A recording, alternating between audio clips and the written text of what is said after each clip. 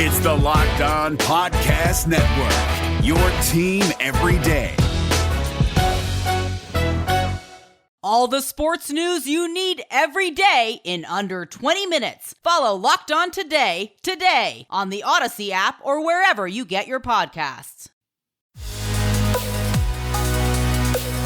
You are Locked On Brewers, your daily Milwaukee Brewers podcast. Part of the Locked On Podcast Network, your team every day.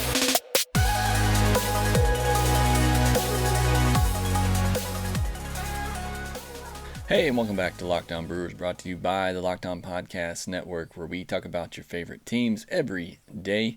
And obviously here we talk about your Milwaukee Brewers. And I am your host, Jake Mastriani, who's here every day, Monday through Friday, to talk about those Milwaukee Brewers. You can follow me on Twitter at shortstopball. Check out my bio. See everywhere that I'm covering the great game of baseball. I cover prospects. I cover college baseball. I cover other major league teams as well. Very in tune with the sport of baseball, and glad to be doing this show talking about your Milwaukee Brewers because they are a fun and exciting team to watch. I will not have my co-host Vinny Rotino on this episode, unfortunately.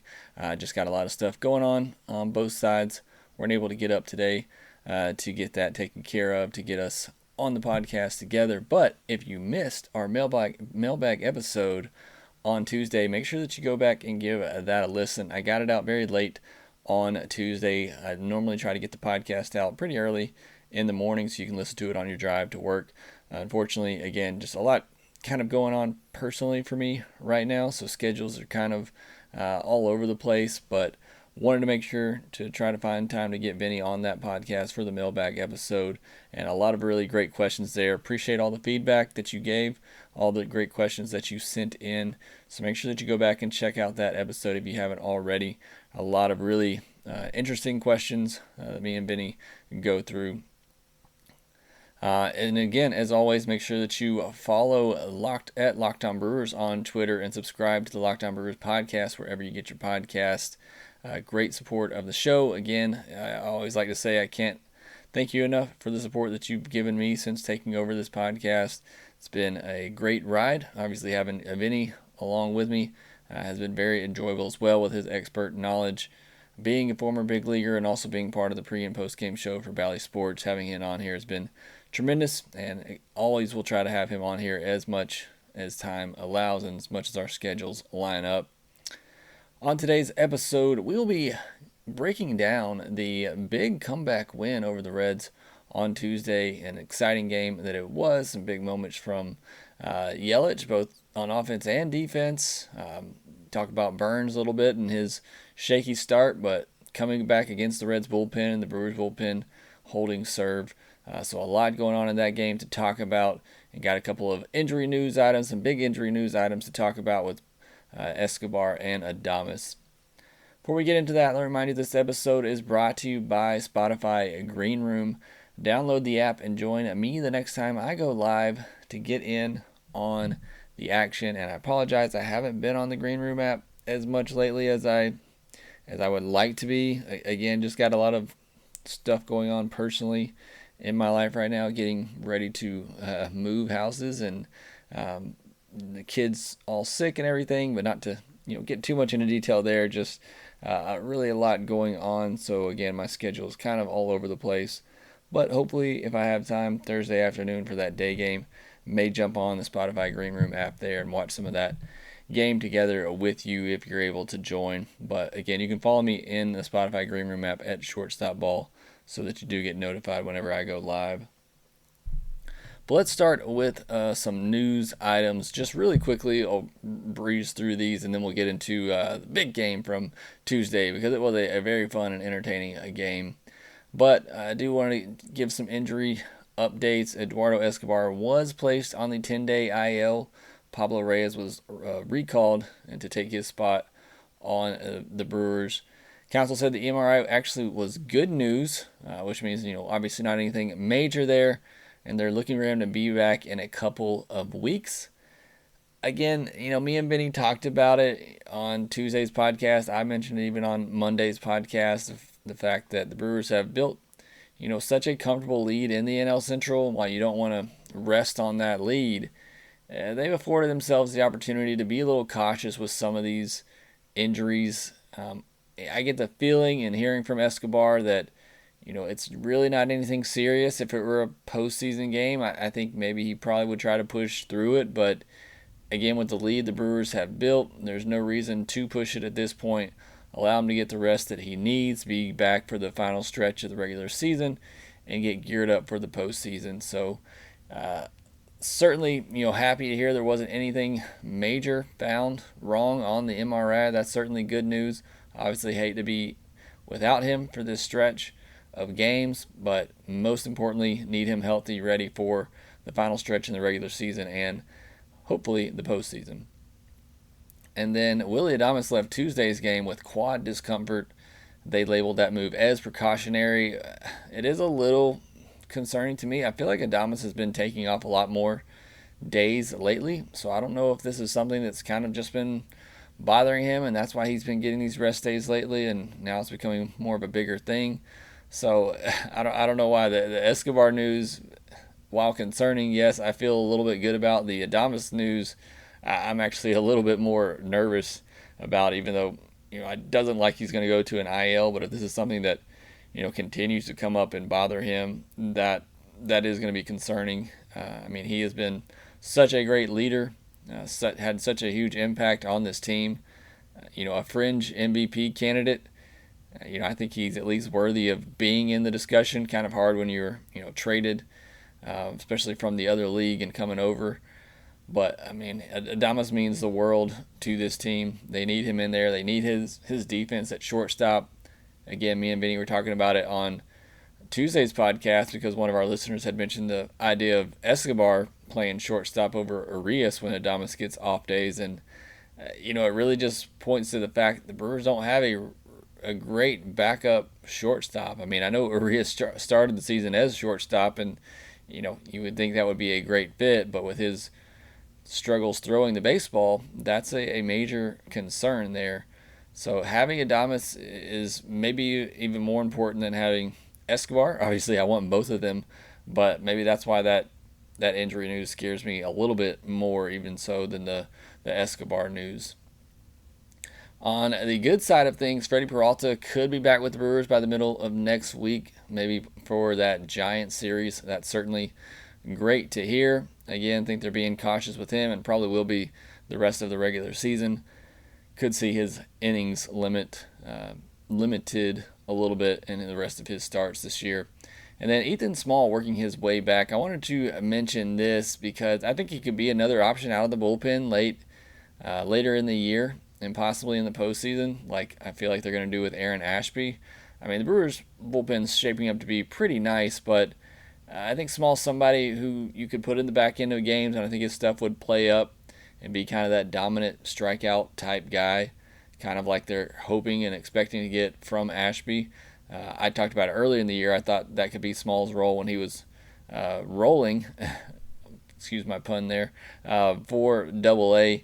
So I think it's still a possibility that we could see that happen. We'll see how they ease him back into Triple-A Nashville when he does come back, if it is just strictly as a starter's role or if they try to groom him for a bullpen spot as well.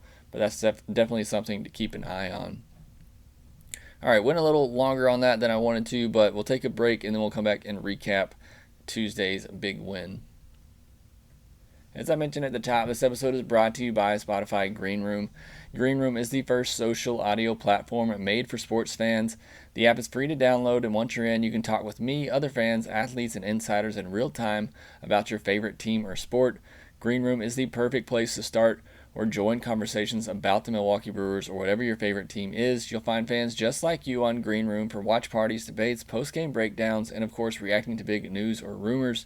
You'll have a chance to chat with me and might even have a chance to be featured on the Locked On Brewers podcast through our Green Room conversations. Go download the free Spotify Green Room app now, currently available on all iOS devices. Be sure to create a profile, link your Twitter, and join the group of your choice for the latest league updates, and follow me at ShortstopBall to be notified when my room goes live. This episode is brought to you by HP Plus. In a world full of smart devices, shouldn't your printer be smart too? It is with HP Plus. These printers know when they're running low, so you always get the ink you need delivered right when you need it. Plus, you save up to 50% on ink, so you can print whatever you want, as much as you want, anytime you want. Huh, that is pretty smart. Get 6 free months of instant ink when you choose HP Plus. Conditions apply. Visit hp.com/smart for details. All right, so let's get into Tuesday's game because it didn't get off to the best start in the world. Burns was good, wasn't great in this one. His final line looked like this: 6 innings, 7 hits, 3 walks, and 4 earned with 5 strikeouts. The walks are, I'm not going to say concerning, it was more so just shocking with how great he's been lately. I talked after his last start that he really was back to how he was pitching at the beginning of the year, just filling up the strike zone, not walking a ton of batters, and now he comes out and walks 3 batters. And this one, his command just didn't really seem to be there all night, and yet he still went 6 innings and gave up 4 runs. I mean, yeah, that's not what you expect out of Corbin Burns, but that's not a terrible start by any means. It's just with how great he's been when he, only goes 6 innings, only strikes out 5 batters, and gives up 4 runs. People tend to overreact to that a little bit and thinking that he's completely lost it. I mean, he threw his fastest pitch of the year in this game, 99.8 mile per hour two-seamer that just front doored, strikeout, caught Duggar Barnhart looking in the second inning. Was absolutely filthy. I don't think that's a concern. I don't think he's getting tired or anything late in the season. It's just a little blip on the radar. That Reds offense is pretty good. They're really good, actually. So I think it's just a night where really having trouble commanding his pitches, and he got hit a little bit. And obviously, when you walk batters and give up 7 hits, you're gonna have trouble keeping the other team off the board. His season ERA sits at 2.30 now. I still think he's probably the leader for the NL Cy Young. This didn't really do anything to change that for me, but definitely would love to see some more dominant outings from him down the stretch in order to try to win that Cy Young award. I did have somebody reach out to me on Twitter if I was worried about the recent starts from Burns and Woodruff. I'm not at all, to be completely honest with you. I mean, it's a legitimate question. I get that. Again, I think part of it is we've become so used to both of those guys just dominating every time out that when they give up, a crooked number, it's kind of shocking to see. So I'm not worried about it. I think the Brewers have done a great job, keeping them well rested. I think they'll be plenty fresh coming down the stretch here to end the year. And hopefully the Brewers will get this NL Central taken care of quickly so that they can continue to rest those guys, get them ready for the postseason. The biggest point in this game obviously came in that 4-run 7 inning, and I wanted to break it down because I've talked all year about the fact that you got to be able to score runs in the postseason without hitting home runs. And at times this year, I feel like the Brewers have been too reliant on the home run, and I feel like at times they haven't been able to string hits together. In the second half of the season, they've obviously done a much better job of that. I mean, you can go back and listen to podcasts the first half of the year where it just seemed like every game were 1 for 10 or 2 for 13 with runners in scoring position. They just couldn't get that big hit. And, as people got healthy, as they brought in some reinforcements, the lineup got deepened. You're seeing that not be the case as often anymore. And, with the Brewers being down 4-1 going into the bottom of the 7th, they finally started to string some things together against 2 of the better relievers out of the Reds bullpen, and Michael Lorenzen and Michael Givens. Old Man Kane got it started with a single, and Manny Pena got a pinch hit single as well. So it put 2 on with no outs, and Colton Wong drove in the first run of the inning with a 3rd straight single, still nobody out. And stop me if you've heard this before, but Jace Peterson drew a walk to load the bases, still with nobody out, for Christian Yelich. Big moment in the game here. You're waiting for the MVP to, really assert himself. I know he's come out of his shell a little bit here lately, especially over the weekend with that 2-home-run game. I saw Reviewing the Brew tweet out that if he gets a big hit here, he's officially broken out. Well, he got a sac fly, so you can't quite call that all the way back, or that Yelich is all the way back here, but still got a sac fly, made it 4-3. And what was key on that sac fly is that Wong was able to move up to third. Again, just great base running by Colton Wong here, and the reason that was big was because Avi drove him in with another sac fly, the next batter. So now the game is tied up, and also during that Avi at bat that was really huge was Jace Peterson stealing second base. This is why me and Vinny talked about what our bench would be on the Tuesday Mailbag podcast, and we both had Jace Peterson on there just because of what all he can do for you, the variety or different positions that he can play, and he just gets on base and he does little things well that are going to win you ball games. And that was a huge stolen base because he was able to come around and score easy on the double by Omar Narvaez. With 2 outs, he probably still scores from first on that, but definitely getting that stolen base there, getting in scoring position makes that a lot easier. And that gave the Brewers a lead and 4 runs in the inning. And again, scored all of those runs without any home runs, which I just think is absolutely big for this offense to prove that they can get it done, without having to use the home run ball. Now, they did get the home run ball in the 8th inning. Colton Wong turned on a pitch and somehow kept it fair down the right field line and crushed it out for a 2-run homer to give a little bit of a cushion before Josh Hader came in to close the door and really just upset the Reds here. I mean, the Reds, like I talked about, they need to sweep the Brewers to try to get back in this thing. You got to figure they're feeling really good about their chances. They put up 4 runs on Corbin Burns. Got a 4-1 lead going into the bottom of the 7th. Got their bullpen set up, ready to go, and the Brewers just snatch defeat from them. So this is a really demoralizing loss for the Reds. Huge win for the Brewers, again, to try to just bury Cincinnati in the NL Central, get this division wrapped up as soon as possible so they can get some of these guys rested and healthy for the postseason. So this was a really big win, which is probably even an understatement with how big of a win that it is, considering again, Burns not being great and the Reds having a 4-1 lead in the 7th. So just a great win, kick off this series. Again, the Brewers just really needed to avoid getting swept, and they've done that by taking Game 1.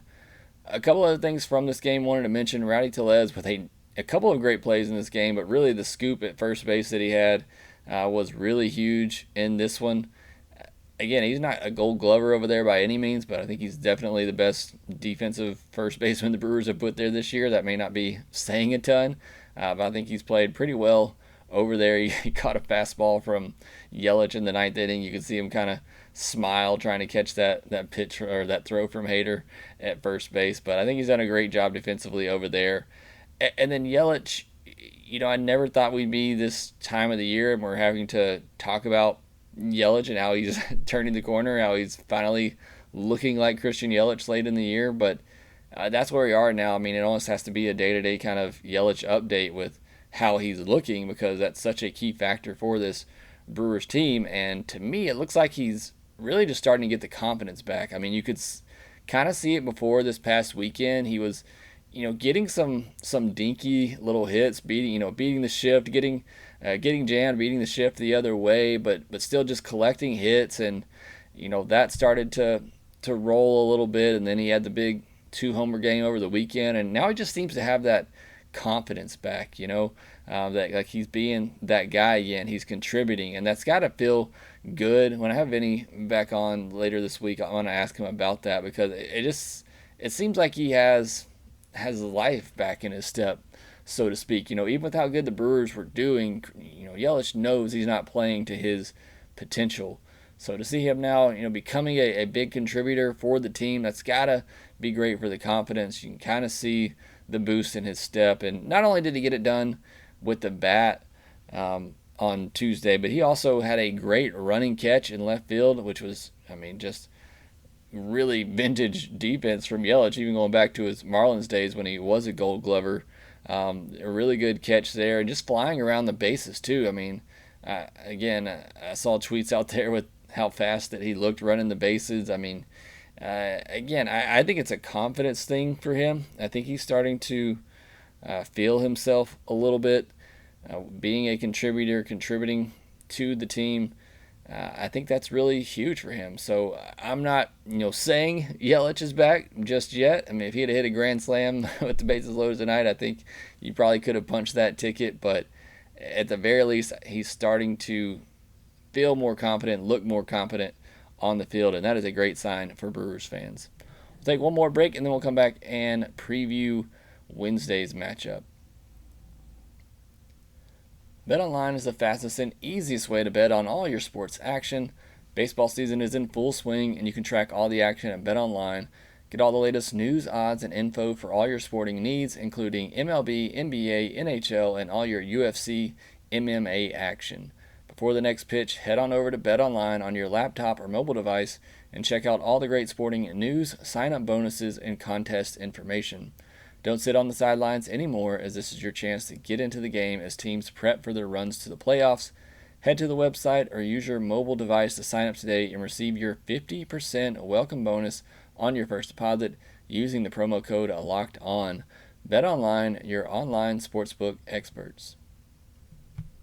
What would you do if you found a painting worth millions sitting in an antique shop?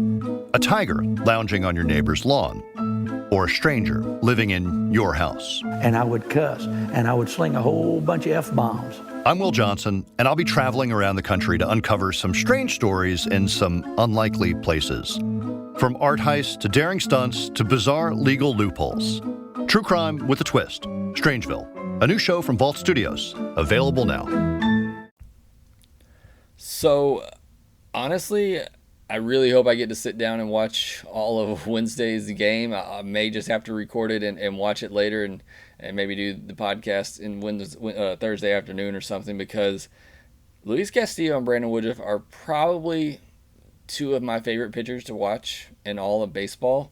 I mean, I know you're not supposed to like watching your rivals' pitchers, but Luis Castillo to me is just really entertaining to watch when he's on, because I mean, to be able to dot edges like that at 98 and then have a nasty changeup just diving off of that is just really fun to see when he's doing it to other teams. And then you all know how much I love Brandon Woodruff and what he does and just the mannerisms he has on the mound. Just really that old school type of pitcher that I love to watch. So these are two of my favorite pitchers in baseball. Castillo's been great. I know he had a rough outing a couple of games ago, but really for the last couple of months now, he's been back to being one of the best pitchers in baseball. So should be a really great pitching matchup. Sometimes we get these matchups and it ends up not going the way we thought it would, but on paper should be a very great pitching matchup. Again, the Brewers just remain in the driver's seat here. I mean, they got an 8.5 game lead in the division over the Reds. They won game one of this series, so, I mean, just really getting another one in this series is kind of icing on top to me. But I think they got a good chance here if Woodruff is back to being Woodruff. I know he got roughed up a little his last time out. But, again, I'm just really looking forward to sitting back, watching this pitching matchup from beginning to end. I know I'm going to be out for a little bit at the beginning of the game, so I'll probably have to record it and watch it later. So, again, may not have a podcast on Thursday until later in the day. But again, if you have the opportunity, if you can't sit down like me and watch it from the beginning to the end live, make sure you record it, go back and watch it all the way through. This should be a very fun and entertaining pitching matchup. But that'll do it for this episode of Locked On Brewers. Be sure to follow us on Twitter at Locked On Brewers. Follow me at ShortstopBall. And follow our friends Vinny Rotino at Vinny Rotino as well. Watch him on the pre- and post-game show at Valley Sports, Wisconsin. Also, make sure you subscribe to the Locked On Brewers podcast wherever you get your podcast, and we'll talk to you next time. You are Locked On Brewers, your daily Milwaukee Brewers podcast, part of the Locked On Podcast Network, your team every day.